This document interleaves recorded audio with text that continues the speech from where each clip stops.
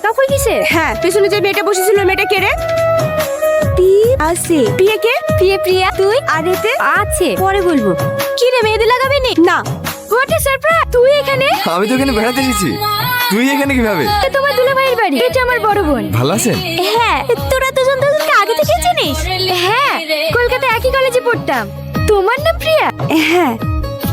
সত্যি তুমি অনেক লাকি, ওর মতন একজন মানুষকে পেয়েছো। এই পরে থুবড়ে দেওয়া হয়েছে না, তাড়াতাড়ি আয়, উঠে পড়বে। ওই চেয়ারটায় যা। আমি এখানে ঠিক আছি, তুই যা। নাইস। হ্যাঁ? কি? মালাটা পরে তোমাকে অনেক সুন্দর লাগছে। খাবই না। কতদিন ধরে দেখছি তুই ছোটখাটো কথাতে রেগে যাচ্ছি। তোর কি হয়েছে বলতো?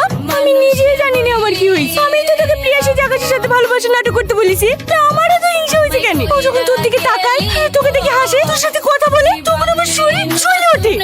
আমি আকাশকে সব সত্যি বলে দেবো। তুই প্রিয়া না, আমি প্রিয়া। হয়েছে মা, ও মোটরসাইকেলে তুমি একটু যাও না।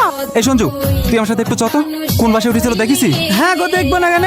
তো একটাই বাদ যায়, বেশ থেকে তোমার ডাকলাম, ও গো কোনো উত্তর দিল না। তখনই আমার সন্দেহটা হইলো, ওকে একবার ফোনও লাগাতে কেন? লাগালে ভালো হইতো। তুমি একটু সামাদকে ফোন করে দেখো, সামাদে বাড়িতে গেছে কি।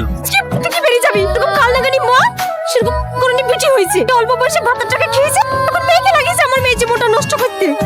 মা, সাথে কি আকাশ খেলি পালিয়ে গেছে? হ্যাঁ, কি শুনছি এতক্ষণ ধরে? সারাদিন তো একসাথে ঘুরিস, কিছু বুঝতে পারছিস? প্রিয়াও তো আমার আরেকটা মেয়ে। আমি জানলে কোন জীবনে নষ্ট হতে দিত। পাপ করছে যেন ভাজা মাছটা উল্টে খেতে জানে না। তোকে আমি চিনি? তোদের যাইতে তো খারাপ, যে পথে খাস সে পথে ফুটো করিস। আমার আর একা একা থাকতে ভালো লাগছে না, চলো না কালকেই বিয়ে করে ফেলি। কি উল্টো পাল্টা বকছো?